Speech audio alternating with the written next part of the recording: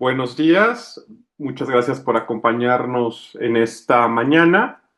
Sean bienvenidos a este webinar, Interioridad y Exterioridad en el Pensamiento de Eric Shibara. El día de hoy nos acompaña el doctor Giovanni Fernández Puentes de la Universidad de Anáhuac Norte, un muy buen amigo, estimado, y que pues siempre es un gusto que nos acompañe en el CISAF. A continuación, mi compañera Priscila Díaz leerá su semblanza y nos introducirá a la conferencia del día de hoy. Hola, ¿qué tal? Buen día a todos.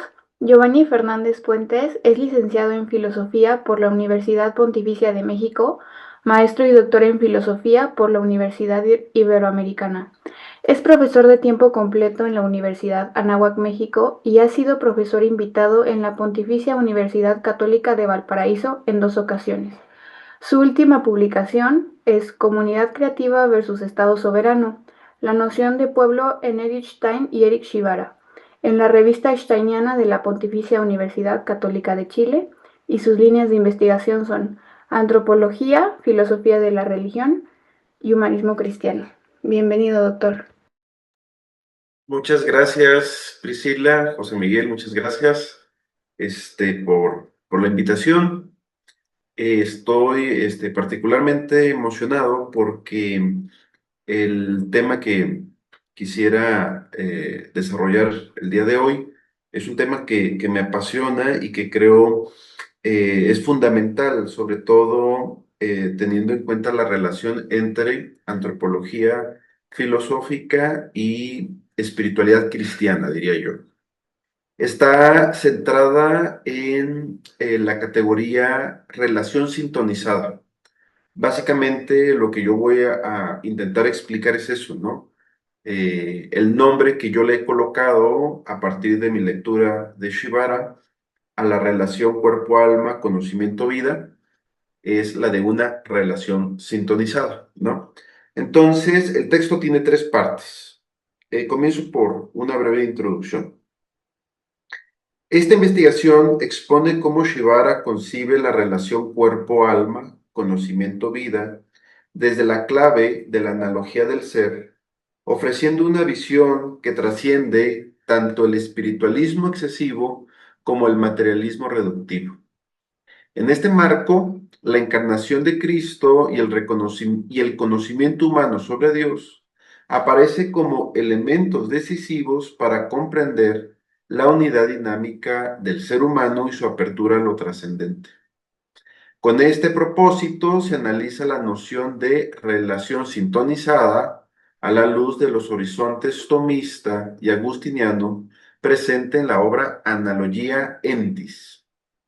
El jesuita Eric Shibara se ocupó desde el horizonte teológico y metafísico de los grandes problemas de su tiempo. Consagró su intención básica de reflexión al antiguo término escolástico Analogia Entis. La fórmula con la cual él sintetiza su pensamiento está tomada del Cuarto Concilio de Letrán. Entre Dios y las criaturas hay una semejanza tal que está siempre superada por una mayor desemejanza.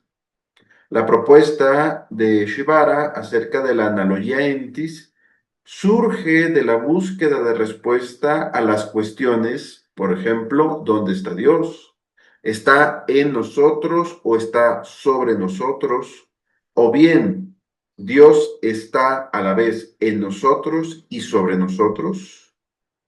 Esta serie de cuestionamientos surgen en la época de guerras mundiales y muestran la inquietud acerca de la relación entre creador-criatura, necesidad-contingencia, trascendencia-inmanencia, eternidad-tiempo. La reflexión de Shibara nace como instrumento de la catolicidad para responder a las polémicas de su época, específicamente a las disputas suscitadas en el siglo pasado por el filósofo Max Scheler y el teólogo Karl Barth. Shibara encuentra en Karl Barth el representante de la teología dialéctica luterana que fomentó una concepción de la absoluta trascendencia de Dios respecto del mundo. El jesuita observa en la obra De lo eterno en el hombre de Max Scheler que Dios se revela originariamente a la conciencia del ser humano, sosteniendo que la experiencia de Dios en la humanidad es inmediata. Entonces, el pensamiento metafísico de Shibara se nutre de una postura claramente católica en diálogo con las posiciones polares al respecto. Para nuestro autor, la confrontación entre los extremos señala por sí misma el lugar desde donde debe buscarse las respuestas a las preguntas antes planteadas. ¿Dónde está Dios? A saber, en las sutilezas metodológicas propias de la doctrina de la analogía. Para el jesuita, la metafísica creatural pregunta por la relación dinámica polar entre el fundamento y lo fundado. Aquello por lo que se pregunta pone de manifiesto el doble movimiento prospectivo y retrospectivo, ya que la pregunta metafísica por el fundamento es una cuestión que solo se puede dar desde el entre de lo fundado y su fundamento. En esta investigación se pretende profundizar en las preguntas de la metafísica creatural, esbozadas y desarrolladas en Analogia Entis de 1932, atendiendo a un elemento particular de la relación entre inmanencia y trascendencia, el asunto o problemática entre el cuerpo y el alma, y entre el conocimiento y la vida. Se deberá tener en cuenta que en Analogia Entis no se encuentra un desarrollo sistemático sobre esta relación. Sin embargo, la obra arroja la información necesaria para sostener que el trato entre un elemento y otro se esclarece con la expresión relación sintonizada. En alemán se dice abgestimmtes Verhältnis, que John Betts tradujo como Coordinate Relation. Después veremos este asunto sobre la traducción. Por esto, a las preguntas, ¿dónde está Dios? ¿Está en nosotros o está en o sobre nosotros? Se añade una pregunta más. ¿Qué relación tiene el cuerpo y el alma respecto de lo que sabemos de Dios? Esto es muy importante, sumamente relevante para Eric Shibara, puesto que hay un apartado completo en los ejercicios espirituales de San Ignacio que trata el asunto sobre el cuerpo y la ejercitación del alma. Para lograr este objetivo, se requiere revisar brevemente la problemática que se expone en el parágrafo 6 de la Analogia Entis, titulado Fundamentación de la analogía como analogía entis en el principio de contradicción. Ahí se presentan dos escenarios, el de la lógica pura y el de la dialéctica pura. En el primer escenario, dice el jesuita, se ha intentado históricamente orientar el principio de no contradicción como forma explícita del principio de identidad. Se podrá decir que el enfoque óntico del principio de no contradicción se concreta en la fórmula lo que es, y su expresión más alta, teológica y misteriosa, se concreta en la expresión del Éxodo, yo soy el que soy, del nombre de Dios. Para el jesuita, el enfoque óntico del principio de no contradicción le corresponde otro noético, que consiste en sostener un fundamento para la verdad eterna e inmutable. En el segundo escenario, el de la dialéctica pura, presentado por el jesuita, se indaga cómo históricamente se ha buscado evitar el principio de identidad en un intento de disolver el principio de no contradicción, apuntando a la contradicción pura mediante el devenir incesante de las polaridades en un constante movimiento dialéctico. para así diluir cualquier atisbo de verdad sobre Dios. De esta relación entre las polaridades de la dialéctica y la ética, y la identidad de la lógica, se deriva, según Shibara, el enfoque auténtico del principio de no contradicción, del que surge una mínima y sana síntesis dinámica entre lo óntico y lo noético. Entonces, digamos, con esta primera parte a lo que llegamos es al objetivo básicamente de toda la pretensión de Eric Shibara, encontrar una mínima síntesis dinámica respecto a lo que se está pensando. Entonces, yo lo que quiero pensar es la relación entre cuerpo, alma, conocimiento, vida, será a partir de la analogía, ni la lógica pura, ni la dialéctica pura, sino analogía, que significa mínima y sana síntesis dinámica. Entonces, esta investigación se propone sostener la relevancia de la expresión relación sintonizada, teniendo en cuenta dos relaciones. En la primera parte de la investigación, la tensión cuerpo-alma, la segunda, conocimiento y vida. El objetivo es evidenciar la herencia de un cierto espiritualismo como postura que afirma la existencia del alma espiritual distinta de la materia y con capacidades superiores como pensar, conocer y querer. Este espiritualismo tiende a superar e intentar separar el alma del cuerpo como si fueran dos realidades independientes, unidas solo accidental y circunstancialmente. Esta postura puede llegar a considerar el cuerpo como una especie de prisión o simple instrumento del alma hasta debilitar la concepción integral del ser humano. Segunda parte,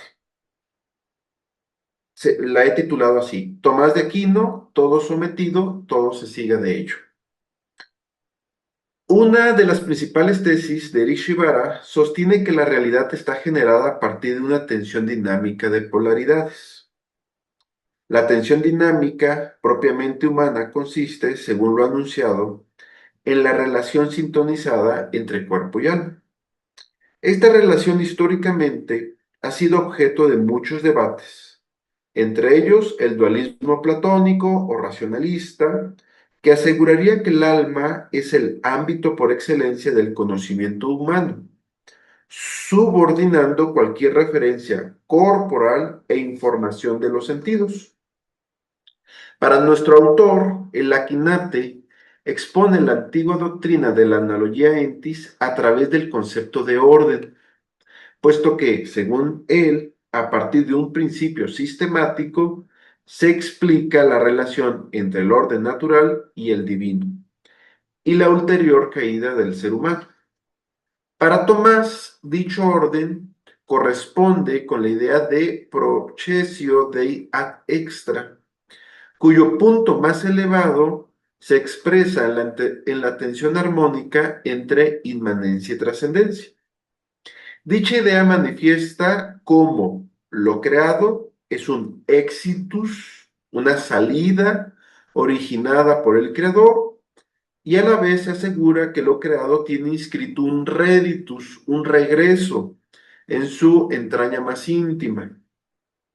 En otras palabras, para Shibara, el Aquinate articuló la relación entre los órdenes natural y divino para fundamentar la idea de lo creado a partir de la dinámica exitus reditus.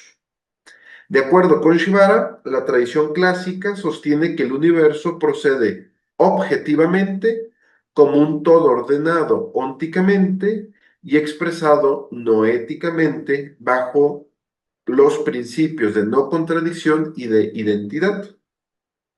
El jesuita busca sostener aquella imagen ex perfectione universi que brinda una explicación objetiva de la relación trascendencia-inmanencia de lo creado.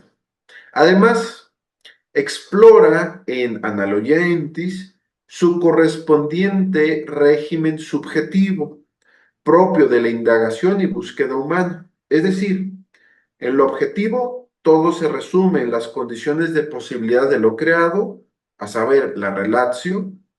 En lo subjetivo, el jesuita denomina pensar relacional a la posibilidad que dota a la criatura para discurrir, reflexionar y conocer a partir de los primeros principios y que motiva el esclarecimiento de la atención entre la sensibilidad corporal y la inteligencia espiritual.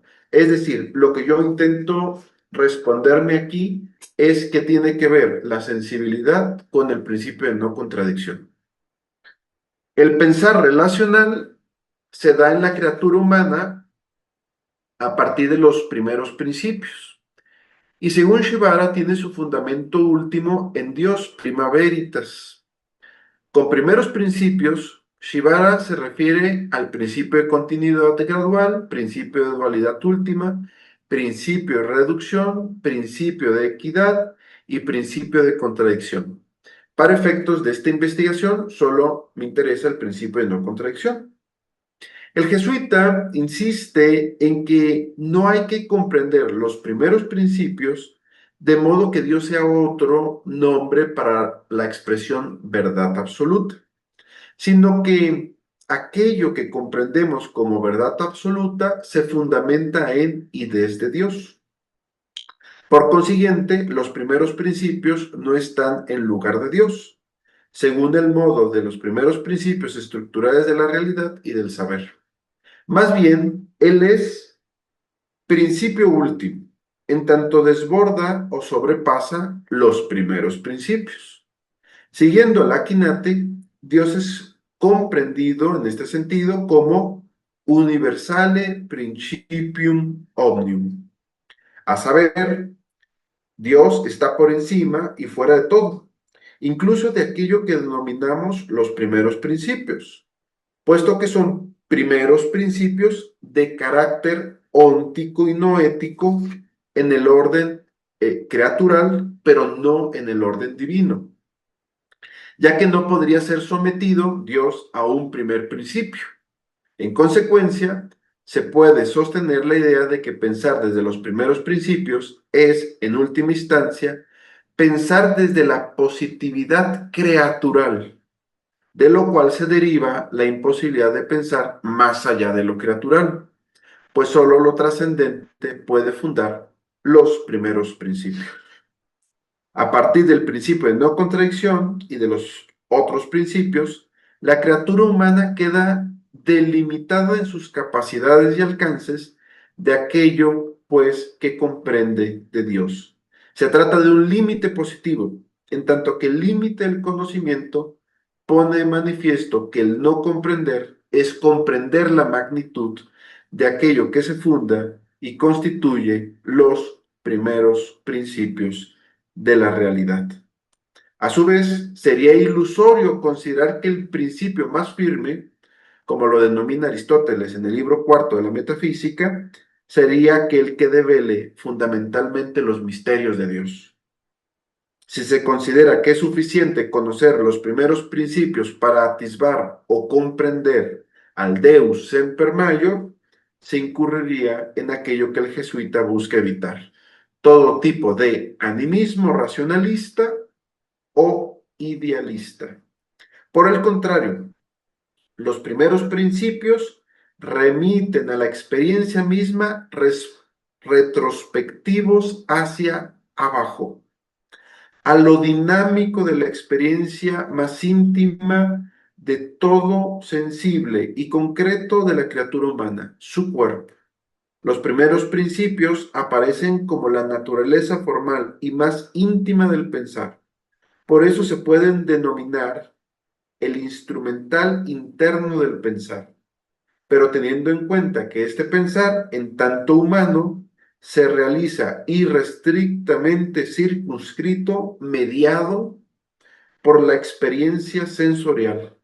Tomás de Aquino es concluyente al respecto. Cito la Suma Teológica, cuestión 12. Artículo 12. Nuestro conocimiento natural empieza por los sentidos. De ahí que nuestro conocimiento natural solo pueda llegar hasta donde lo lleva lo sensible. De ahí que el conocimiento que se tiene a partir de lo sensible no puede llegar a conocer todo el poder de Dios. Consecuentemente, tampoco puede ver su esencia. Pero, como quiera que son efectos dependientes de él como causa, en este sentido podemos partir de los efectos para saber que Dios existe, así como lo es necesario que haya en él, por ser la primera causa de todo, por encima de todo lo causado. Cierro la cita.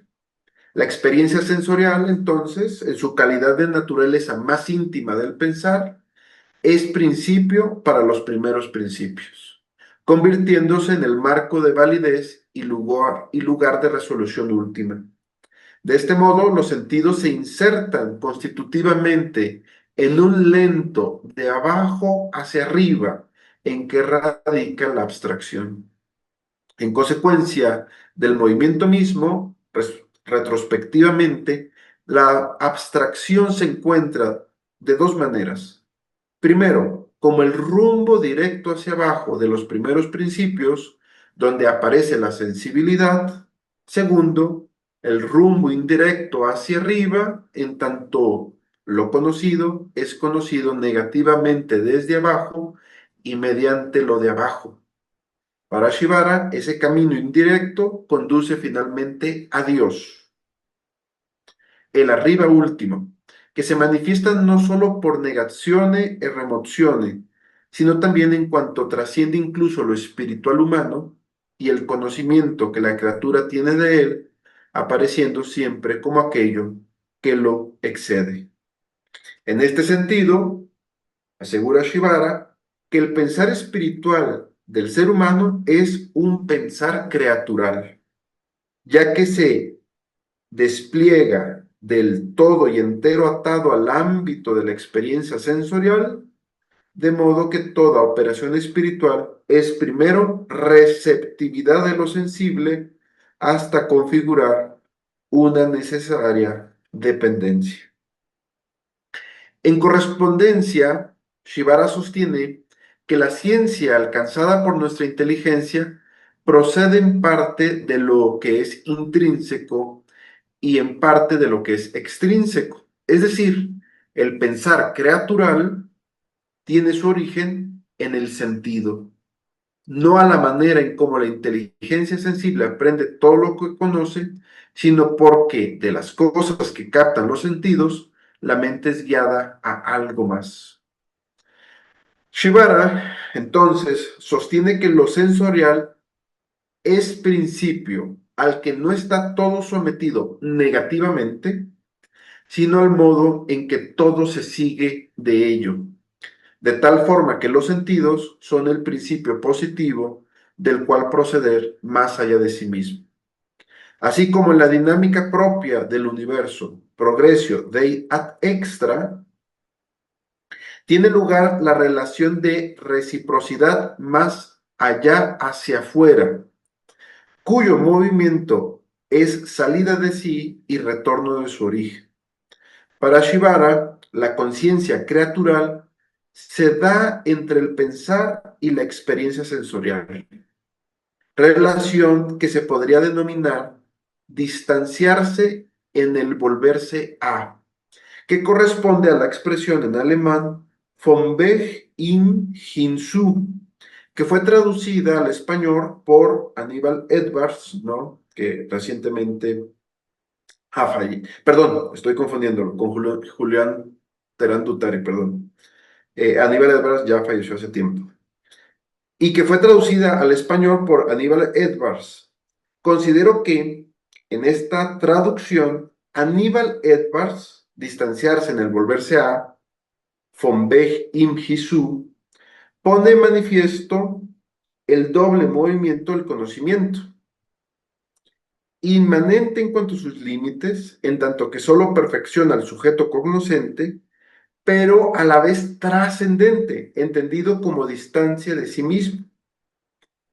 A su vez, la traducción de Aníbal Edwards, distanciarse en el volverse a, que aparece un poco, digámoslo así, confusa al español, expresa la completud que genera la unidad sustancial de cuerpo y alma, en tanto que conocer es salida de sí y regreso a sí.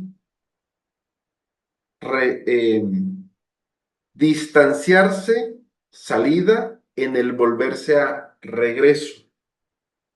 Así se comprende que el ser humano es integrado en sí mismo por ese exitus reditus constituyente que se expresa en la complementariedad recíproca entre sentidos corporales y la actividad intelectual del alma. La versión en inglés de John Betts de la analogía entis hace una traducción un poco más atinada, digamos, ¿no? Departure in approach. Salida en aproximación. Salida en aproximación, regreso. Para hablar de la relación positiva entre el pensar y la experiencia sensorial. Las dos traducciones de von Beck y Mjisu pone en manifiesto el sentido de la expresión relación sintonizada. Es decir, está sintonizada en el exitus reditus, está sintonizada en la salida y el regreso, o reciprocidad mutua entre cuerpo y alma como dos sustancias correlativas, a la cual el alma es forma del cuerpo, en el sentido de que es el principio estructurante y organizador de la materia corpórea. La relectura de Tomás de Aquino, realizada por Shibara durante los años 30, expresa los límites y alcances del conocimiento humano, donde el cuerpo y sus capacidades sensoriales son fundamentales para todo conocimiento, incluido el de Dios. En la propuesta del jesuita, todo conocimiento, incluso el de la revelación, debe llegar a través de cosas sensibles, de modo que el cuerpo aparece como mediador de la verdad. Esto se sostiene a través de una metafísica a posteriori, del tipo que Shibara desarrolla y que toma en serio a la historia, los sentidos, la tradición, la encarnación, como los medios a través de los cuales se media cualquier verdad suprahistórica, que es el reverso dinámico polar de una metafísica a priori. En consecuencia, el ser humano puede describirse como un medio o una frontera entre lo corporal y lo espiritual. Según la visión de Aquino, citada en los textos anteriores, el alma es la forma de la vida corporal, pero al mismo tiempo trasciende las posibilidades de toda materia. De este modo, se establece una tensión constitutiva. Aunque el alma informa al cuerpo, no queda totalmente limitada por él. Por ello, la relación sintonizada entre ambos no se entiende como una proporción geométrica, ¿no? Mitad de alma, mitad de cuerpo, sino como un dinamismo en el que el alma impulsa, conduce y orienta el cuerpo. Esta sintonía de cuerpo y alma expresa la tensión propia de la realidad encarnada del ser humano. En otras palabras, la excedencia del alma sobre el cuerpo no anula la corporalidad, sino que la lleva a su plena realización, ¿no? Entonces, tenemos aquí el intento de generar una integración, ¿no? Donde, digamos, no se explicite de más un espiritualismo, ¿no? O inclusive se haga un reduccionismo materialista del cuerpo. Segunda parte del texto. El agustinismo y su metodología moral del conocimiento. Aquí lo que intentaré es explorar la relación de lo que comúnmente denominaríamos interioridad, exterioridad, o lo que denominaríamos conocimiento intelectual y experiencia de la vida, atribuyéndolo a ello la exterioridad. Intentando contrarrestar cualquier dualismo entre conocimiento y experiencia, Shibara explora dicha tensión en el capítulo titulado La Gnoseología Religiosa de San Agustín, que pertenece a la segunda parte de la Analogia Entis, que compuso en realidad Urs von Balthasar, ¿no? Esto más bien se lo encargó Shibara a Balthasar. Ahí se propone una metodología moral del conocimiento de acuerdo con la tensión agustiniana Deus interior et exterior, que para Shibara es una clave de lectura de los distintos agustinismos en la historia del pensamiento en Occidente. Según el jesuita, en las distintas épocas del pensamiento occidental se ha privilegiado o al Deus interior o al Deus exterior. Para Shibara, el significado literal de la expresión una teoría del conocimiento consiste en lo siguiente, cito, una contemplación interior del conocimiento en sí mismo que se emprende por sí misma y conduce finalmente a una doctrina de la estructura de la conciencia en sí misma. Cierro la cita. Con la definición anterior, Shibara muestra una particularidad relevante de su concepción de la interioridad humana. En primer lugar, porque la identifica con la conciencia en sí misma. En segundo lugar, se podrá ver que en esta investigación la interioridad humana es percibida, siguiendo a Agustín, como una realidad compuesta por sí misma, por el Deus interior y por el Deus exterior. Shibara en realidad aquí está siguiendo a San Agustín de una manera muy fiel. Concretamente está siguiendo el texto de Quantitate Anima, sobre las profundidades del alma o las partes del alma, ¿no? Dice Shibara, es que el alma está compuesta de un Deus interior et exterior, ¿no? Ahí ya se ve inclusive cómo está intentando difuminar u observar que la frontera entre lo interior y lo exterior, digamos, podría ser inclusive hasta algo artificial. Además, en el parecer de Shibara, la definición de una teoría del conocimiento se concreta históricamente en la época contemporánea como teoría autorreferencial del conocimiento, que representó un extremo particular del pensamiento occidental que intentó dominar, toda propuesta metafísica y filosófica. La pretensión de la teoría del conocimiento, según Shibara, consistió en gran parte en la concepción reduccionista del conocimiento como saber matemático, racional y desprovisto de los sentidos y de la experiencia de la vida, ¿no? Entonces, concretamente estábamos hablando del racionalismo moderno, ¿no? Shibara, al modo de Agustín, busca en la estructura de la conciencia humana, a través de una contemplación interior, aquello que denomina conocimiento en sí mismo. En ese orden, y según la etimología de gnoseología, que significa una investigación del logos interior, es decir, de la gnosis según su logia interna, se configura una investigación sobre el significado del sentido interno del conocimiento como tal. Shibara asegura que una teoría metodológica adecuada al conocimiento o gnoseología se dio históricamente en el este de Asia bajo el nombre de sabiduría. ¿Qué nos estamos refiriendo con una teoría metodológica adecuada al conocimiento? Pues bueno, una metodología que tenga en cuenta el Deus interior, el Deus exterior. Esta sabiduría fue familiar en la literatura sapiencial del Antiguo Testamento, por ejemplo, en el vivir según la ley como camino por el cual se llega a participar de la sabiduría divina.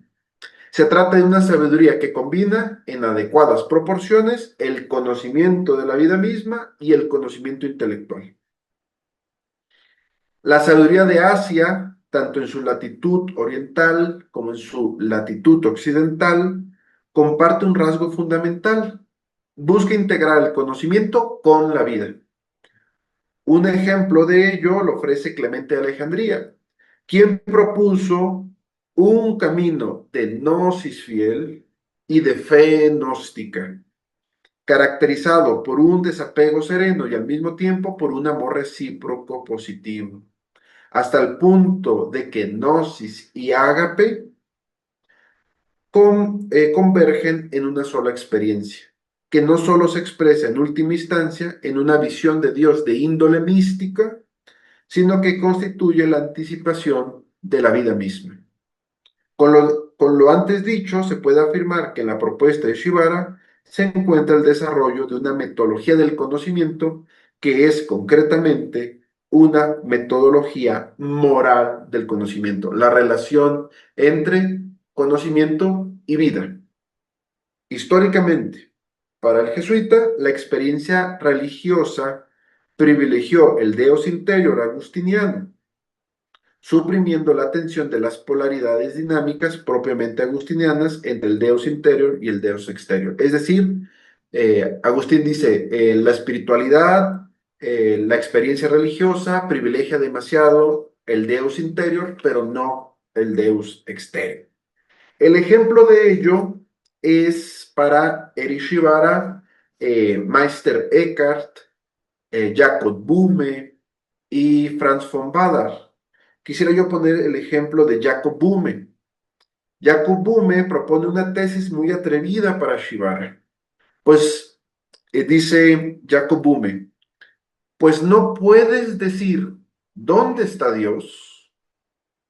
En la cosmología de Jacob Boehme, el alma humana es vista como inherentemente superior al cuerpo, ya que el cuerpo es un producto de la caída y está sujeto a la oscuridad, mientras que el alma es de naturaleza divina y busca regresar a su estado original de gracia a través de un proceso de transformación y reconciliación de opuestos, como se ve reflejado en sus ideas de la individuación, que consisten en el viaje del alma hacia la unión con lo divino. En este orden se trata de un misticismo intimista desarraigado de la vida en general y de la experiencia sensorial, por supuesto. El viaje anteriormente mencionado consiste en que el alma muera a su propia voluntad y ya no quiera nada sino lo que Dios quiere. En esa alma comienza a habitar el amor divino. La respuesta a la pregunta, ¿dónde está Dios?, que se encuentra en la obra Aurora de Jacob Boehme. Para Jacob Boehme, la respuesta será, escucha, hombre ciego, vives en Dios y Dios está en ti, y si vives santamente, eres Dios tú mismo, y a donde mires allí está Dios. Porque en la medida en que muere uno mismo a la voluntad propia, Dios toma posesión del lugar en el que anteriormente residía ésta. En adelante, allí no hay nada, no hay ninguna cosa, y únicamente allí es donde está operante el amor de Dios. Conforme a la terminología de Boehme, la voluntad propia, aparentemente autónoma, pasa a ser expropiada por la voluntad de Dios. Para Shibara, la propuesta de Jacob Boehme rompe con la lógica de la analogía del Cuarto Concilio de Letrán, en tanto que, para el místico alemán, el alma humana puede asemejarse tanto al alma divina que si vives santamente eres Dios tú mismo. Esta concepción de la realidad humana fractura una concepción adecuada entre cuerpo y alma, interioridad y exterioridad del ser humano, sobre todo porque rompe con la concepción de la relación sintonizada. Y en último término, niega la relación con Dios en virtud de una unión, ¿no? Es bien interesante aquí el asunto del lenguaje, de las palabras que utilizamos en la espiritualidad, ¿no? Relación, unión, ¿en qué sentido digo unión? ¿En qué sentido digo relación? Para Shibara, solo el sustrato religioso auténtico de Agustín de Hipona define o delinea una teoría metodológica verdadera del conocimiento. Solo aquella que logra proponer para la experiencia humana la adecuada proporción al Deus interior et exterior, el Deus interior y el Dios exterior. Una teoría metodológica del conocimiento es adecuada siempre y cuando corresponda con el sustrato de la experiencia religiosa descrita por el Cuarto Concilio de Letrán como un lapso esencial entre similitud entre creador y criatura. Por grande que sea la similitud, siempre será superada por una mayor desemejanza. Para el jesuita, la teoría metodológica del conocimiento de Agustín demuestra ser una realización perfecta de lo que significa literalmente la palabra método, puesto que Jodos significa camino. Lógicamente, se subraya la distinción entre el punto de partida de algo y el punto final hacia el que apunta una ruta. Esto implica la distinción entre el de dónde y el hacia dónde. Así, la estructura religiosa fundamental de una teoría metodológica del conocimiento es, en consecuencia, la analogía de una desemejanza cada vez mayor, la de un más allá, incluso respecto al Deus interior, que está más allá de la interioridad de la criatura. En este sentido, Shivara encuentra el sentido pleno de la interioridad en la adecuada proporción de las fórmulas Deus interior y Deus exterior, de la estructura religiosa fundamental de la criatura humana. La primera forma, Deus interior, evoca el idealismo propiamente agustiniano. Shivara le denomina principio funcional subjetivo, aquella conclusión frente al escepticismo de los académicos. Sé que vivo, con lo que intenta apuntar más allá de sí mismo a una verdad inmutable objetiva, una verdad que está más allá de sí. A esta primera propuesta, desde el pensamiento de Agustín, Shivara le llama idealismo unilineal de verdad y espíritu, que explicita la semejanza entre el alma de la criatura y el espíritu divino. Es decir, Shivara busca indagar en la semejanza que tenemos con el Creador. Sé que vivo es una famosa fórmula agustiniana que establece la certeza de la propia existencia como ser pensante y se encuentra en De Trinitate como una afirmación fundamental contra el escepticismo. Agustín define que la propia existencia y el acto de pensar son verdades inmutables y accesibles a través de la experiencia interior, sentando las bases de su filosofía que busca la verdad y la sabiduría. Llaman la atención los motivos, recupera el sé que vivo. Si se revisa detenidamente la cita de Trinitate, libro 15, se puede observar una serie de verbos relativos a la existencia, como dormir, estar despierto, equivocar, y a la vez el saber que vivo.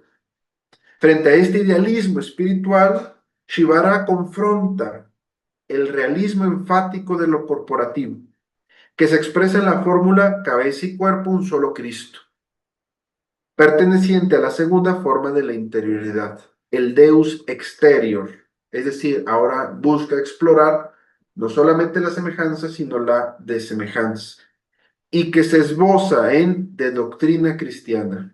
Si el camino del conocimiento propio de un idealismo cristiano partía del indudable sé que vivo y procedía así a una verdad inmutable, el camino del conocimiento propio de un realismo cristiano se recorre en el lapso de Cristo, quien, como la verdad ideal, es también camino concreto y encarnado. Dice Shivara lo siguiente: la misma carne y sangre de la que, según el enfoque de un idealismo cristiano, hay que huir de todo corazón, está ahora en la forma de la verdad, que es vida, encarnada en carne y sangre, el punto de entrada definitiva en el mundo real entendido como el universo de la cabeza y cuerpo, un solo Cristo real y sensible. Cierro la cita. Aquí la expresión encarnada en cuerpo y sangre, refiriéndose a la vida, pone de manifiesto, según Shibara, una conversión completamente radical de la propia sensibilidad, la experiencia vital y el entendimiento. Para el jesuita, la concepción encarnada de la vida religiosa se explicaría a partir de una conversión que se encuentra en y hacia Cristo. Sin embargo, no lo haría en el modo de un conocimiento generado solo en análisis y síntesis, o en crítica y construcción teórica, mucho menos en intimismo y huida del mundo, sino que el camino de la vida interior de la criatura humana es, sobre todo, el reconocimiento del Deus interior, exterior, que una teoría idealista y realista del conocimiento requiere como camino hacia una cierta verdad interior que exige de suyo ser vivida por uno mismo entre los otros y que configura la carnalidad de Cristo. El asunto fundamental de Doctrina Cristiana, libro 3, al tratar el tema del cuerpo y la cabeza, es que se presenta a Cristo y su iglesia como si fuera una sola persona. Es decir, que se crece en el conocimiento de Cristo y, me atrevería a asegurar, en otros tantos conocimientos, cuando la vida comunitaria se hace presente. Por este motivo, una teoría moral del conocimiento exige de suyo relación sintonizada entre conocimiento intelectual y experiencia de la vida. Es decir, la vida religiosa en el cristiano requiere encarnación dentro de un tejido de significados que articula la inmanencia y la trascendencia. Es decir, la experiencia religiosa no puede quedarse sin articular lo inmanente, lo temporal y lo trascendente, lo supratemporal. Termino trayendo a colación la importancia de reflexionar sobre la encarnación de Cristo para lograr articular o acercarnos al menos un poco sobre qué es la experiencia religiosa o la vida espiritual en el mundo cristiano. Es decir, la encarnación es una gran pista para entender la vida espiritual cristiana. Vean nada más cómo suena paradójico, ¿no? Para entender la espiritualidad cristiana hay que entender la encarnación de Cristo, ¿no? Las precedentes reflexiones permiten ver que en Eric Shibara se encuentra un valioso contenido que sustenta una visión amplia del ser humano y cómo ésta respalda una concepción adecuada de la vida religiosa sin censurar nada de la persona humana. Para terminar, quisiera agregar un elemento más. Shibara propone en la obra Filosofía de la Religión de la Teología Católica la idea de un cosmos de encarnación humana. Mensch Verdum Cosmos. El texto explica que, según la visión católica de la Analogia Entis, la encarnación de Dios, la Mensch Verdum, revela un cosmos de encarnación humana, donde cuerpo, alma, naturaleza y comunidad están abiertos a Dios y llamados a participar en él. En palabras del mismo jesuita, cito, la analogía entis católica lleva en sí misma la posibilidad de un auténtico cosmos de encarnación humana, que abarca cuerpo y alma, comunidad e individuo, ya que en su totalidad, considerado por supuesto la relación ascendente desde la materia inerta hacia el espíritu puro, están abiertos a Dios. Desde el punto de vista de la analogía entis, la criatura en su totalidad mira dentro de la analogía más allá de toda analogía hacia el Dios que trasciende toda analogía. Y en este sentido, la criatura es una disposición receptiva hacia Él. En su esencia última, clama ya, por así decirlo. He aquí la esclava del Señor, hágase en mí según tu palabra.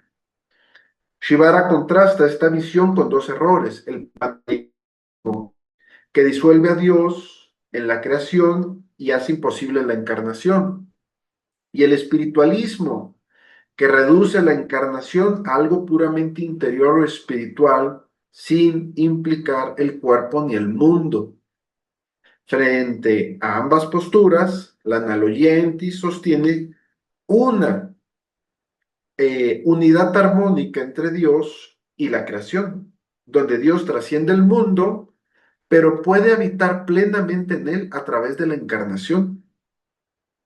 Así, la obra de Cristo solo se comprende en términos de encarnación y redención, como cumplimiento del propósito original de la creación. Cristo es presentado por Shivara siguiendo la tradición teológica como el mediador que establece una relación entre Dios y la humanidad a través de su sacrificio. Cristo reconcilia a los seres humanos con Dios, permitiendo que la relación rota por el pecado sea restaurada. Esta mediación es vista como una forma en la que Dios se relaciona con su creación de manera salvadora. Para Shivara, la cruz representa una grieta a través de la cual se puede detectar las dos dimensiones del único movimiento fundacional dialéctico divino: la trascendencia de Dios, más allá de toda concepción humana, y su ágape revelado a la humanidad, que expresa el carácter básico de la kenosis salvífica hacia un mundo pecador. Esta mediación es esencial para la salvación, ya que permite que los seres humanos accedan a la gracia divina. La mediación del mediador se fundamenta, según Shivara, en el infinito exceso de Dios. Pero, cito, no de tal manera que Dios esté comprometido dentro de la criatura, ni siquiera de tal manera que entre en una relación con ella por extensión, ni yendo más allá de sí mismo, se rebaje a la creaturalidad. Por el contrario, el abajo de la criatura se asume en persona, en personal unidad con el infinito más allá a través de la encarnación. La mediación de Cristo no solo consiste en la posibilidad de la semejanza con Cristo a través de su encarnación, sino que esta mediación del mediador, lejos de estar ligada a la posible manifestación más alta de lo creatural, aparece más allá de lo creatural como expiación del pecado humano. De este modo, se podría decir que la lógica de la encarnación muestra que lo humano no es absorbido por lo divino, pero tampoco lo divino y lo humano permanecen separados. En cambio, en la persona divina de Cristo, lo humano y lo divino conservan la perfección de vida a sus respectivas naturalezas mientras están unidas. Esta unión en la distinción, en el ámbito de la encarnación, concreta el compromiso metafísico de Shivara con la analogía. La analogía entis, como principio metafísico, anticipa esta unión en distinción, sin necesariamente implicarla lógicamente. Pero, para el caso de las discusiones sobre la relación cuerpo y alma, conocimiento y vida, inmanencia y trascendencia, hay mucho que aprender de la encarnación. Lo que se puede afirmar por ahora es que la encarnación nos salva de explicaciones lineales, simplistas y superficiales. Muchas gracias por su atención. Muchísimas gracias, doctor Giovanni, por su magnífica presentación. A continuación leeré una breve réplica que hice de tu trabajo, que me parece bastante escueta, pero que creo que intenta, sobre todo, buscar un diálogo, o sea, suscitar una conversación, un intercambio académico, y ojalá nuestra audiencia también pueda participar de ello. Les recuerdo que para hacer sus preguntas, en la parte inferior de la pantalla, donde dice preguntas y respuestas, pueden hacernos llegar sus preguntas, que serán leídas y respondidas en vivo. Comienzo. Relación sintonizada o dramatismo irreductible. Algunas cuestiones sobre la analogía entis en Shibara. Bueno, antes de esto de decir que yo he leído a Shibara más o menos, algo, pero sobre todo lo he conocido a través de Giovanni, que aquí contexto, hay que decir que no solamente somos amigos, sino que somos egresados de la misma generación. Entonces éramos Sí. compañeros de aula. Entonces, pues con él he podido compartir mucho en diálogo vivo, ¿no?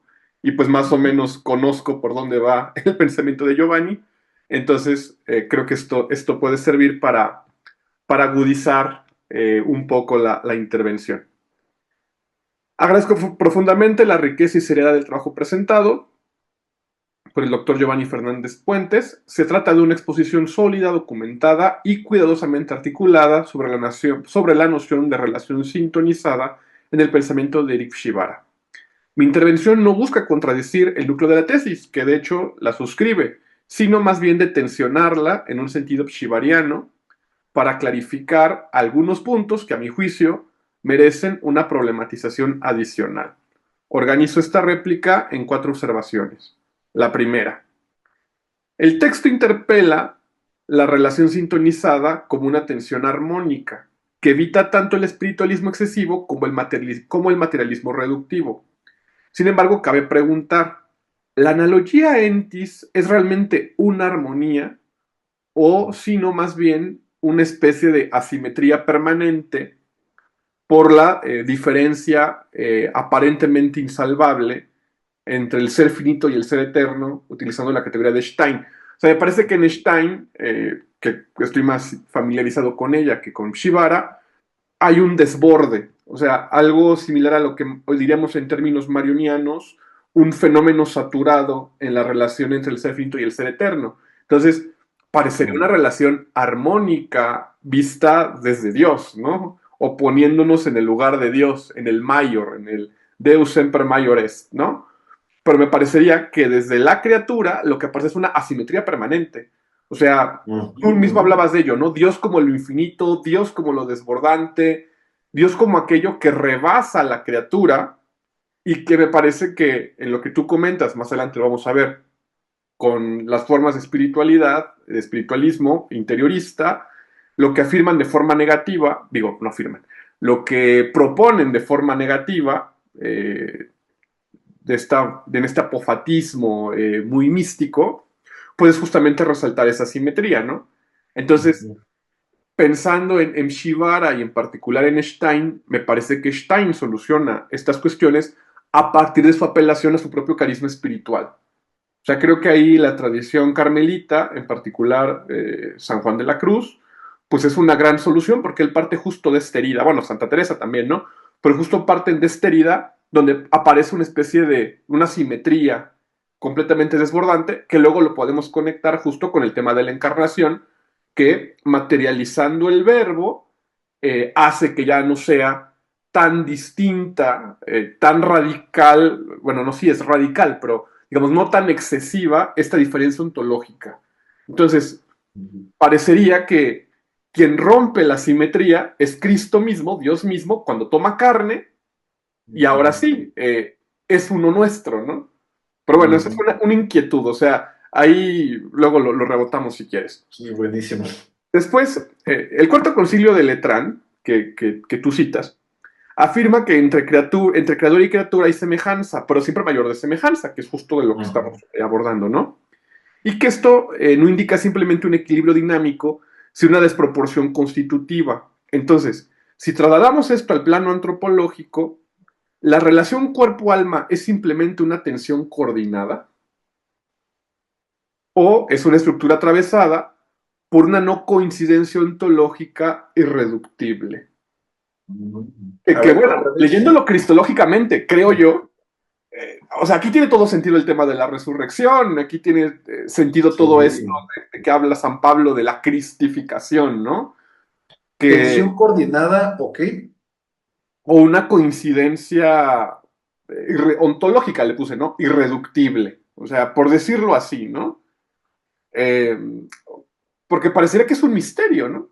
O sea, y yo creo que ahí sería muy interesante eh, leer esto desde la carne, ¿no? La carne como lugar espiritual. O sea, he estado Sí, trabajando un poco este tema por otras cuestiones de inteligencia artificial y demás que me interesan, y me llama la atención cómo, por ejemplo, la tradición fenomenológica, a partir de Michel Henry y después Merleau-Ponty, bueno, más bien Merleau-Ponty, Henry y Marion, la categoría de carne me parece leída en estas claves de relación creador-criatura, ujú, supera por mucho la definición husserliana de cuerpo vivido, ¿no? De ley, porque apela justamente a esto que creo que Pshivar está remarcando. O sea, también de sí, alguna manera el cuerpo participa directamente del ser de Dios, como así carne. es. O sea, y esto es bellísimo porque, pues, por ejemplo, hoy tenemos un fundamento de la teología del cuerpo, pero ¿cómo se da esa relación? O sea, ¿es una tensión coordinada con Dios, analógica, o es Ujú, una coincidencia ontológica, digamos, de grado ujú, irreductible, que se rompe justo con el misterio de la encarnación, ¿no? Luego, sí, Shibara no habla de síntesis estable, tú dices, sino de ritmo, de oscilación, desproporción estructural. Entonces la analogía no resuelve la tensión, la ajá, mantiene efectivamente. abierta. Sí, Y ahí el dato que lo rompe es la encarnación. O ujú, sea, si bien comprendo tu lectura de Pshivara y a Pshivara mismo, o sí, sea, lo radicalmente decisivo, definitivo de la encarnación es que esta desproporción estructural a nivel ontológico, a nivel de naturaleza, podemos decirlo así, no es que se rompa, sino que se lleva una tensión más próxima a nuestra comprensión en Cristo. ujú, Y eso es una cosa bellísima, ¿no? Porque, o sea, muchísimo, sí, esto afirma que es Dios quien viene a nuestro encuentro. Y esto sí, sería una afirmación más de esta distinción del cristianismo con otras tradiciones, con otras religiones, donde no es el hombre quien se deifica, sino sí, Dios quien viene a nuestro encuentro, ¿no? sí, se hace hombre sin dejar de ser Dios. Sin dejar de ser Dios, claro. Claro, Ujú, claro. O sea, entonces está como esta doble, como esta desproporción en un sentido ontológico, pero también una familiaridad en un sentido antropológico, ¿no? Bueno, luego, otro tema que encuentro, ¿no? El trabajo fundamenta la relación sintonizada, principalmente en Santo Tomás, especialmente en la unidad sustancial cuerpo y alma, y en la nociología a partir de los sentidos. Sin embargo, en Shivara, Santo Tomás, como tú bien mencionabas, es releído, ¿no? Hay una reinterpretación tomista. Entonces tú decías que la analogía entis de Shivara no es solo metafísica del orden, sino que también es una crítica de toda estabilización del orden.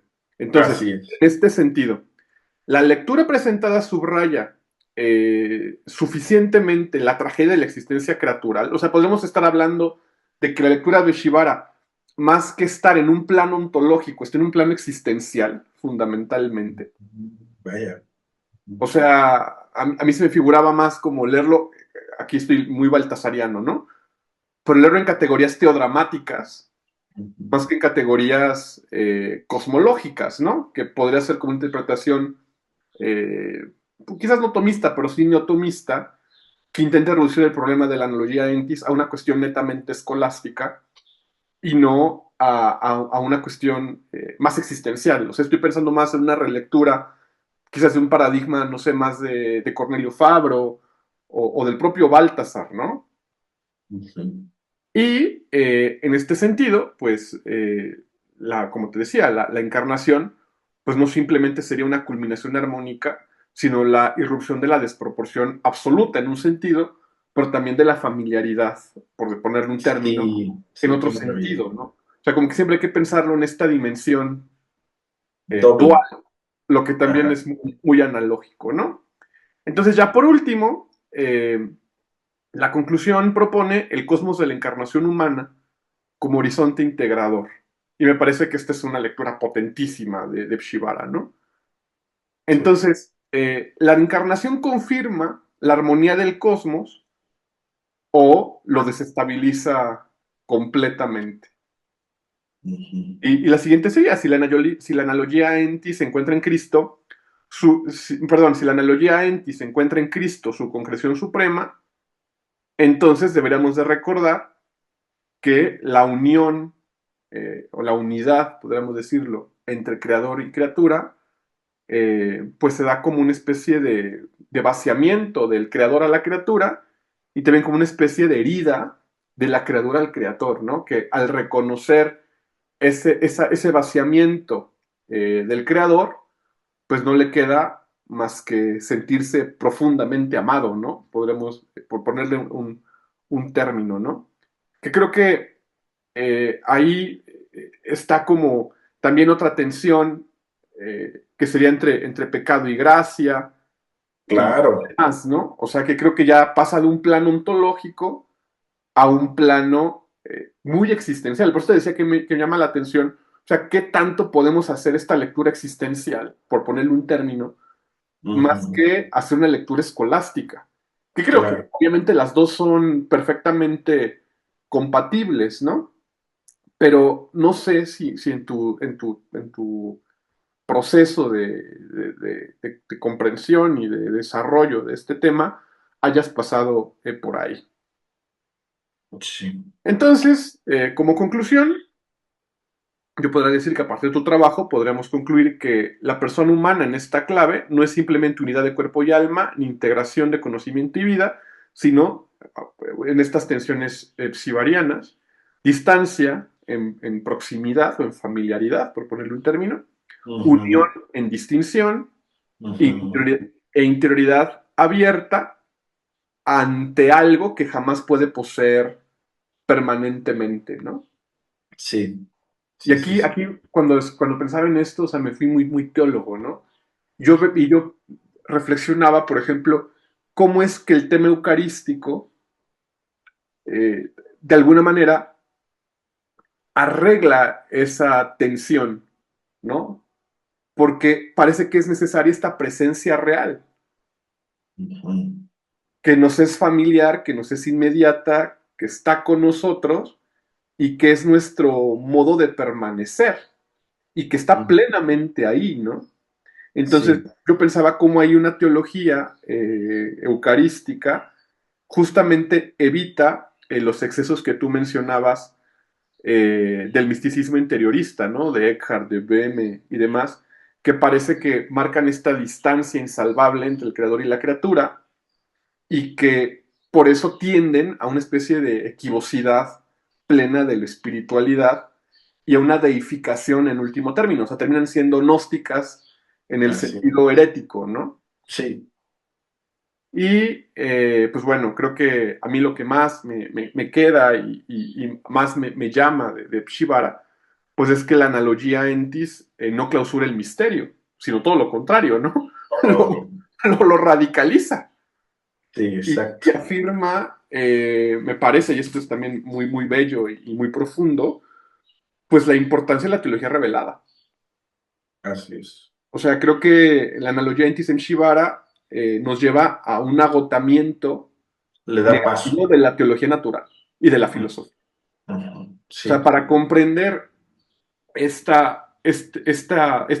que no, ni siquiera sé cómo llamarlo, esta ruptura con el orden eh, real, lógico, parecería, pues hay que asumir el dato radical de que el creador viene al encuentro de la criatura y parece que rompe el cosmos natural, ¿no? Pero tampoco caemos en un fideísmo, o sea, es ni todo lo contrario, o sea, es todo lo justamente, contrario. justamente el agotamiento de las posibilidades de la razón natural para percatarnos de la radicalidad del acontecimiento cristiano, ¿no? Y de la Sí, encarnación como podemos llamarlo, clave exegética, pues de toda la realidad. sí. Bueno, muchas gracias, José Miguel, siempre tan agudo.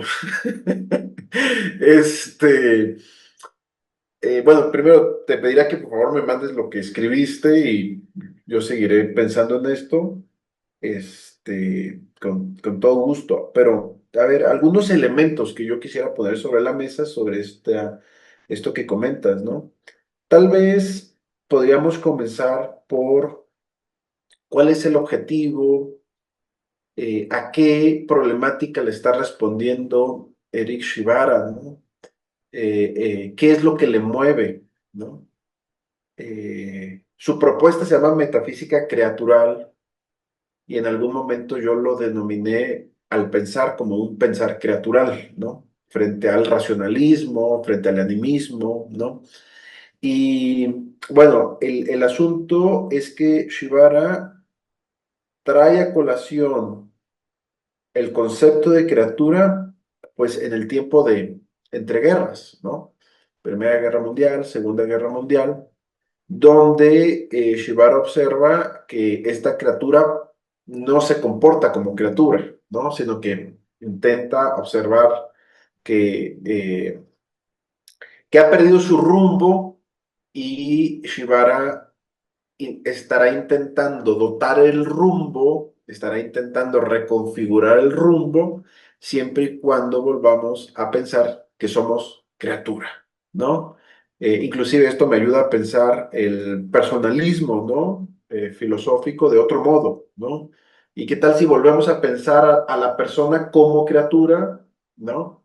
Y claro, en este sentido, la persona como criatura, la categoría criatura está antes que el concepto de relación, porque ¿qué es lo que nos hace que entremos en relación? Pues bueno, la creaturalidad, ¿no? Con relación a lo que has comentado, que tiene que ver como intentar explicar el asunto del exceso, ¿no? La excedencia, ¿no? O inclusive está la afirmación del Cuarto Concilio de Letrán, ¿no? A mí me parece importante hacer ver que Shibara está siguiendo la doctrina, digámoslo así, clásica de la analogía entis, donde lo que se puede observar en la analogía es que siempre de la polaridad semejanza-diferencia, siempre se privilegia la diferencia, ¿no? Y entonces ahí, en la diferencia, en la desemejanza, es que Shibara sitúa la excedencia, ¿no? Esto es lo que nos ayuda a resolver la pregunta un poco sobre si se trata de una tensión coordinada entre cuerpo y alma, ¿no? Yo diría que se trata de una tensión que siempre privilegia el aspecto de la excedencia, ¿no? Shibara utiliza otra expresión y con esto verdaderamente no busco irme por la tangente diciendo una expresión más difícil para decir, bueno, ¿no? Shibara utiliza una expresión de la música porque a él le gustaba mucho Liszt, Bach, había sido profesor de música, de hecho, para explicar esta tensión, él utiliza en algunas ocasiones el concepto de vaivén rítmico, ¿no? Justo porque lo que nos coloca en una tensión es que se trata de un conjunto de polaridades no simétricas, como si tuviéramos aquí un kilo de arroz y acá otro kilo de arroz, ¿no? Sino siempre en el vaivén dinámico, diríamos, ¿no? Y que Shibara lo intenta ilustrar a través de la crítica a la lógica pura, lo que es, ¿no?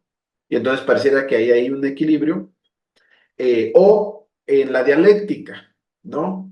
En la cual la dialéctica lo que podemos observar es que de la tensión de estos dos surge un tercero, ¿no?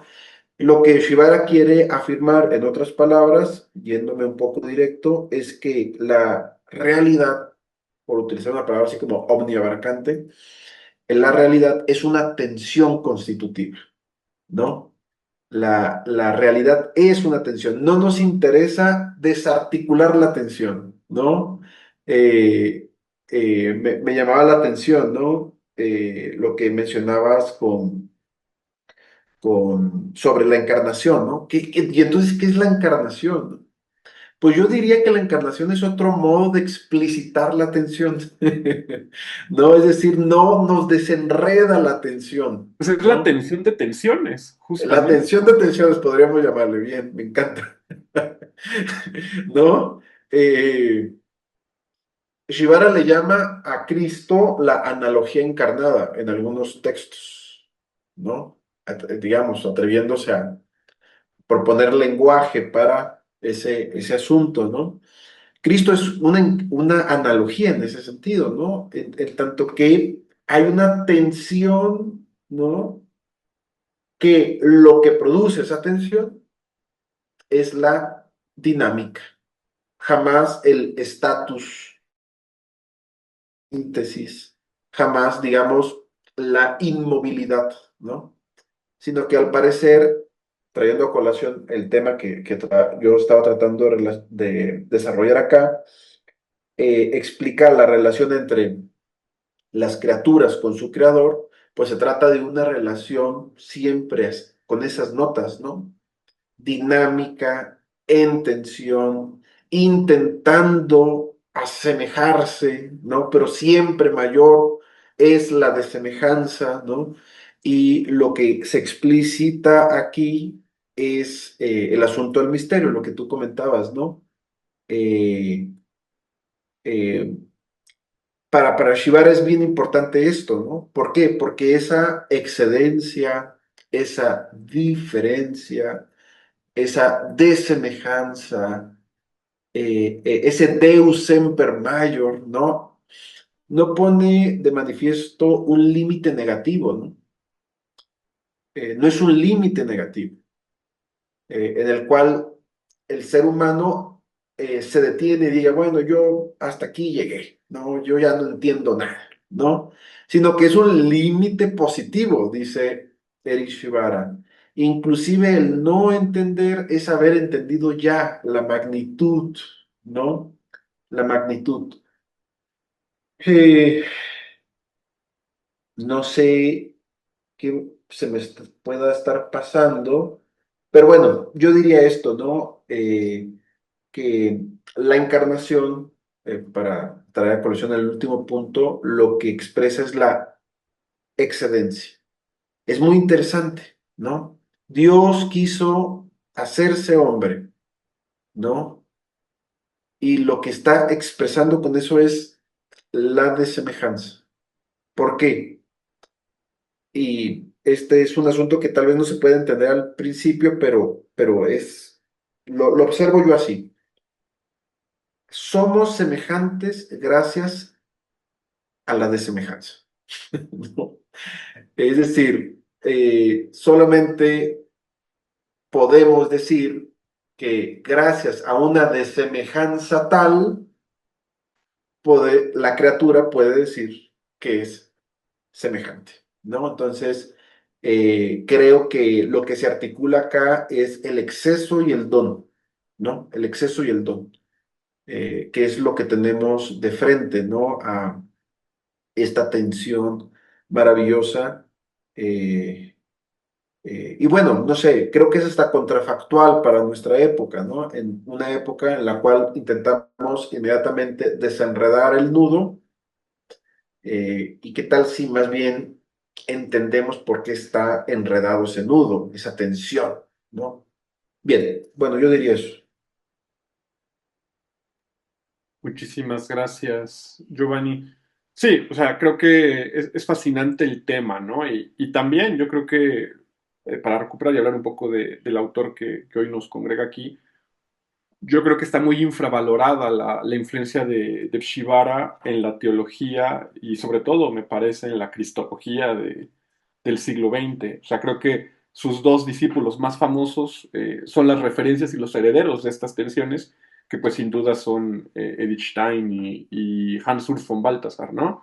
Yo creo que lo eclipsaron. O lo eclipsaron, quizás, o quizás también Ajá. por haber, tú, porque, bueno, aquí para nuestra audiencia, un dato de Giovanni es que él hizo tesis de licenciatura de maestría y de doctorado sobre Shibara. O sea, es raro en el mundo académico alguien que sus tres tesis las hace sobre el mismo autor. Él es el caso, ¿no?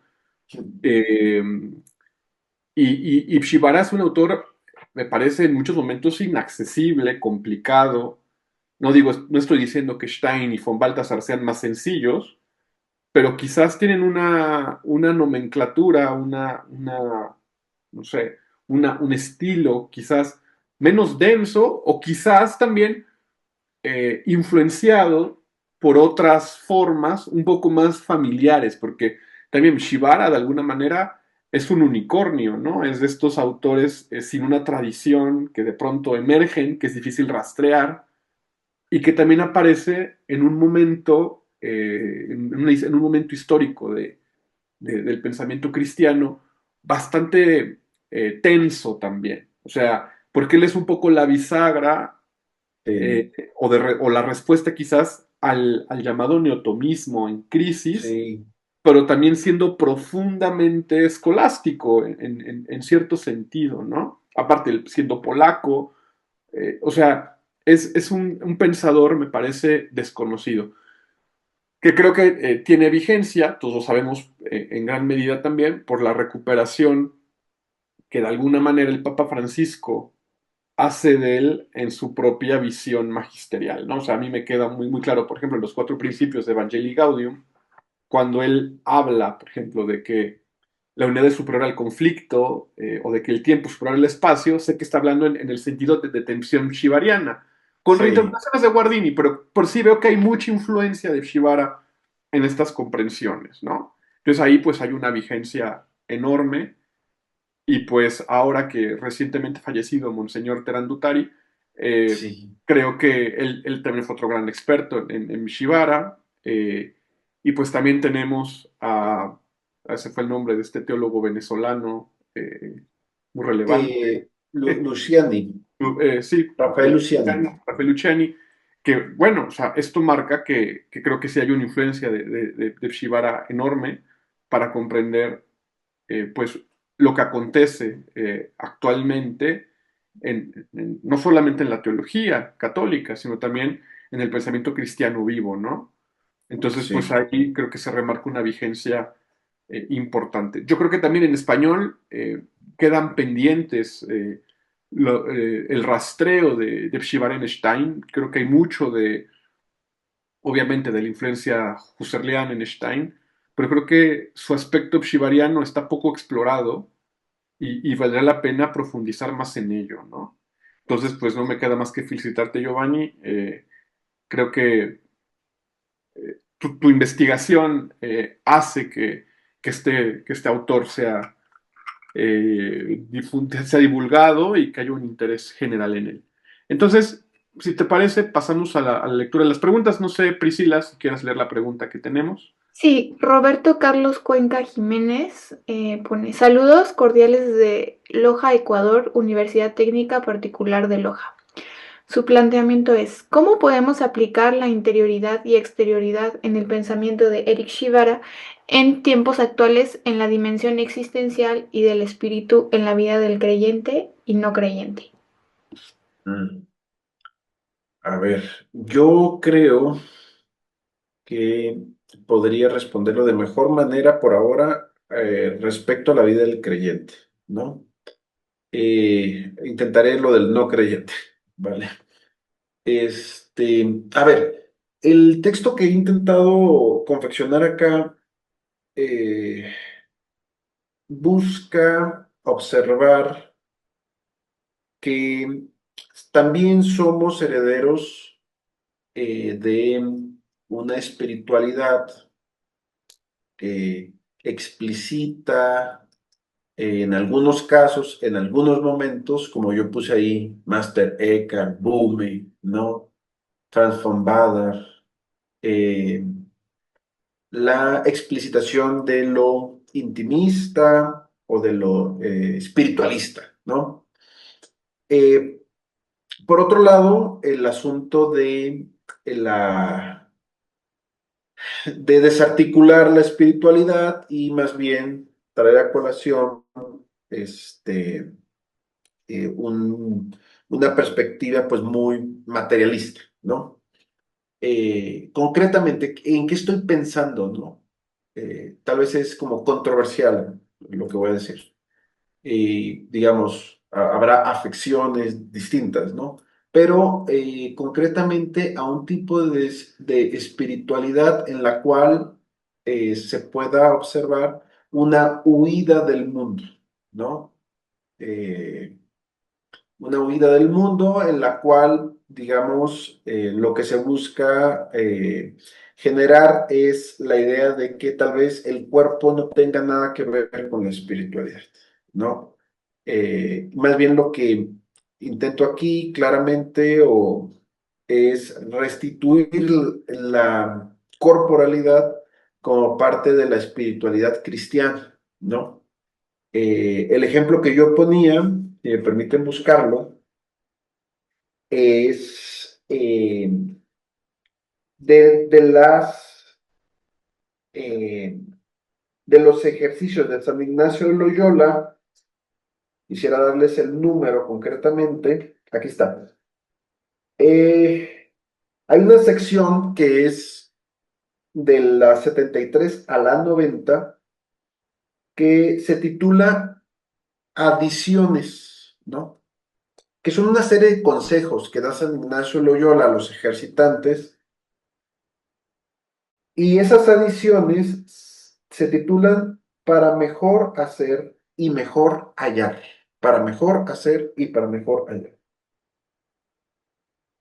Ahí encontramos cómo el ejercitante tiene que disponer el cuerpo, ¿no?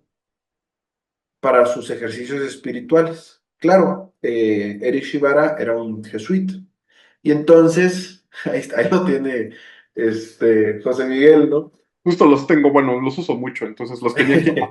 Estaba trabajando, estaba haciendo mis meditaciones del día, pero sí. Claro, y inclusive, o sea, sentarse, pararse, dónde hacer los ejercicios, todo tiene que ver con el cuerpo, dónde está el cuerpo. De hecho, la pregunta con la cual se inicia los ejercicios, ¿no?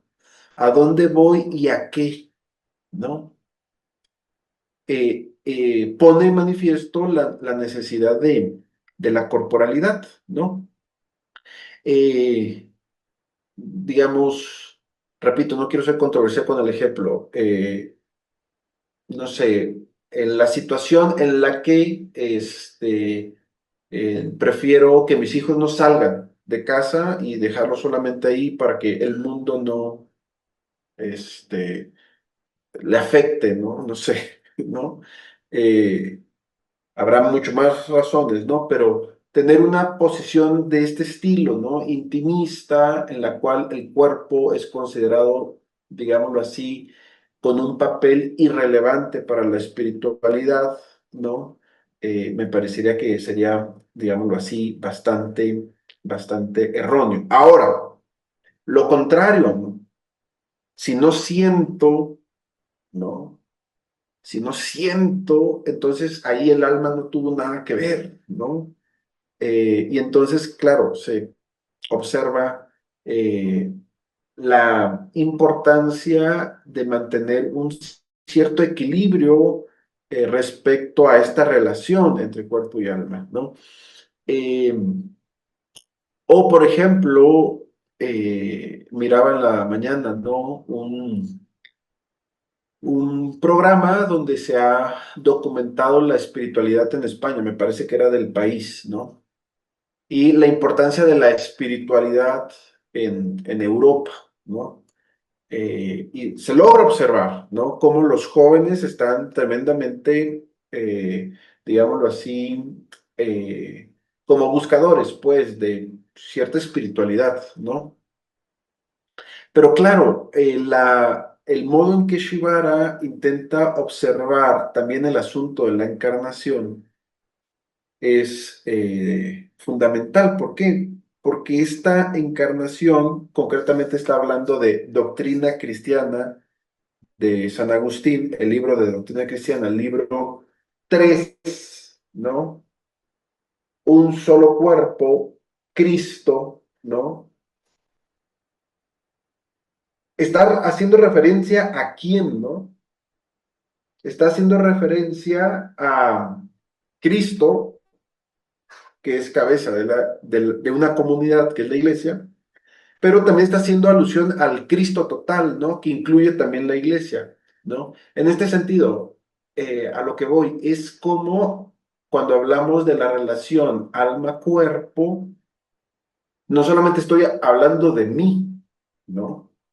De mí como ser humano que está compuesto de alma y cuerpo, sino del cuerpo, ¿no?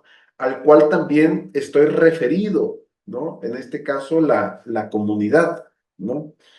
Eh, es decir, tiene este grado de extensión, ¿no? Este grado de, de relación, diría yo, ¿no? De modo que hablar de una espiritualidad encarnada tampoco es la que yo me imagino, ¿no? Sino aquella que se propone. José Miguel hace un momento traía a colación, ¿no? A Edith Stein y, digamos, su final opción por entrar al Carmelo, ¿no? Pero Edith Stein se llama, su nombre consagrada es Benedicta de la Cruz. ¿Por qué? Porque también había estado pensando en entrar con los benedictinos, ¿no? Y entonces ahí Eric Shibara le ayuda a discernir. Y lo que intento decir con esto es que, o sea, está inscrita en nuestra historia también, pues, el modo en que vivenciamos la espiritualidad, ¿no? Es decir, no solamente se encarna en mí, en tanto que en mí eh, en tanto que mi yo está generado por este cuerpo y por esta alma, sino que se encarna en esta historia, se encarna en este carisma, se encarna en esta espiritualidad, se encarna en esta comunidad, ¿no? Y el punto es lograr observar que sin esta encarnación, ¿no? Eh, no logramos explicar la experiencia religiosa, en otras palabras, la espiritualidad cristiana, ¿no? Sin esta encarnación. Pues creo que no tenemos más preguntas. Entonces, sin más, le agradecemos muchísimo al doctor Giovanni Fernández por acompañarnos en esta mañana. Le agradezco a Priscila también y a toda nuestra audiencia por compartir este espacio con nosotros. Los invito a que profundicen en la obra de Eric Shibara. No sé, Giovanni, para terminar, ¿cuál crees que pudiera ser el mejor acercamiento inicial a Shibara? A ver, yo diría, ah, tal vez algún texto de espiritualidad, por ejemplo, una pequeña biografía que tiene a San Ignacio Loyola, podría ser, ¿no? Pero en realidad yo creo que hay que entrarle a la obra más importante que es Analogia Entis. Sí, es cierto, es difícil su modo de escribir y demás. Este, pero no, yo diría que Analogia Entis, ¿por qué? Porque es la obra que también estudiaron tanto Edith Stein como Urs von Balthasar en los años 30, ¿no? Cuando Edith Stein ha escrito o comienza a escribir Ser finito, ser eterno, Shibara acababa de terminar el primer borrador de Analogia Entis, que era sobre sus lecturas de las cuestiones de veritate, ¿no? Entonces, yo creo que es buena idea entrar por la obra máxima, ¿no? Donde está explicitado su método, ¿no? Y que a la par podemos ir entendiendo las otras. Voy a poner un ejemplo, con esto termino. Acá nosotros hemos hablado en un lenguaje de tensión, ¿no? De relación sintonizada, de tensión. Bueno, en los textos de los años 20 habla de las polaridades, ¿no? Y en los años posteriores a los años 30, a los años 20, que será como a partir del 32, que comienza a escribir con otro lenguaje, que es commercium, intercambio. Ya no habla de tensión, sino del intercambio, ¿no? Entonces, nos puede ayudar leer la parte central para entender los textos antiguos, donde habla sobre polaridad, y este asunto de la atención para hablar del intercambio, ¿no? Que creo que también es una parte fundamental de su obra, ¿no? La atención no es una guerra, ¿no? La tensión no es como la entenderíamos hoy, ¿no? Queremos, de hecho, aplacar las tensiones. Bueno, en la última parte de su obra hablará de el intercambio que sucede en esa tensión. Entonces, yo diría que analogía entis, de una vez. Existe en español, existe en inglés. Perfecto. Pues muchísimas gracias, Giovanni, por acompañarnos. También hacemos una invitación a nuestra audiencia para la gente que esté en Querétaro.